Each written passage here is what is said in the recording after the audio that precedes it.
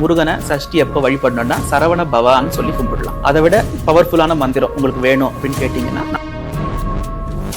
சஷ்டி விரதம் இருக்கிறதுனால குழந்தை பாக்கியம் பெறும் அப்படிங்கிறது. சஷ்டி விரதத்தில் 6 நாள் என்ன ஆகும்னு பார்த்தீங்கன்னா,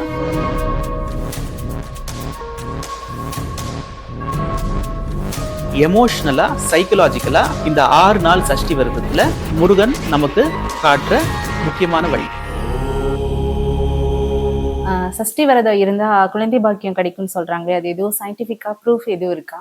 சஷ்டி விரதம் இருந்தா கட்டாயம் குழந்தை பாக்கியம் பெறும்னு காலங்காலமா நமக்கு உள்ள இருக்க நம்பிக்கை. சஷ்டி விரதம் இருக்கிறதுனால நம்ம உடல் தூய்மையாகுது, மனசு தூய்மையாகுது, முருகன் அருளால குழந்தை பாக்கியம் கிடைக்குது. சஷ்டி விரதம் இருக்கிற 6 நாட்களும் நம்ம உடம்புல இருக்கிற 6 விதமான சக்கரங்களும் ஆக்டிவேட் செய்யப்படுது. 7வது நாள் முருகரோட திருக்கல்யாணம் பார்த்த பிறகு இயல்பான வாழ்க்கைக்கு நம்ம திரும்புவோம். இந்த சஷ்டி விரதத்தினால, சஷ்டி விரதம் இருக்கிறதுனால குழந்தை பாக்கியம் பெறும் அப்படிங்கிறத சயின்டிஃபிக்கா இது வரைக்கும் யாரும் ப்ரூவ் பண்ணதில்லை. ஆனா சஷ்டி விரதம் இருக்கிற இந்த 6 நாட்களுமே பொதுவாகவே நம்ம விரதம் இருக்கிற நாட்கள்ல ஹார்மோனல் இம்பேலன்ஸ் நம்ம பாடியில இருந்ததுன்னா அது பேலன்ஸ் ஆகும். அடுத்தது ஸ்ட்ரெஸ் லெவல் குறையும்.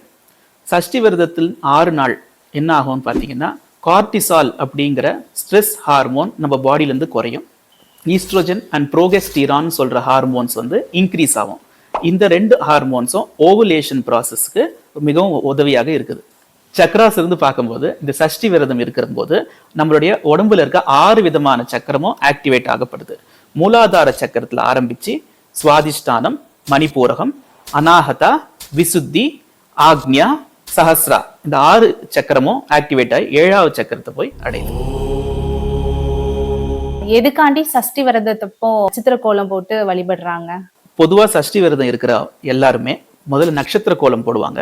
அந்த ஒவ்வொரு நட்சத்திரத்துல இருக்க 6 விதமான கோணங்கள்லயும் ஒரு விளக்கேத்தி முருகனை வழிபடுவாங்க.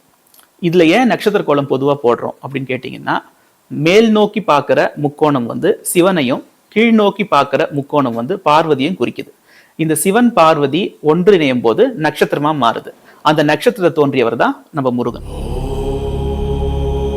நீங்க சொல்றத வச்சு பார்க்கும்போது நம்ம உடம்புல உள்ள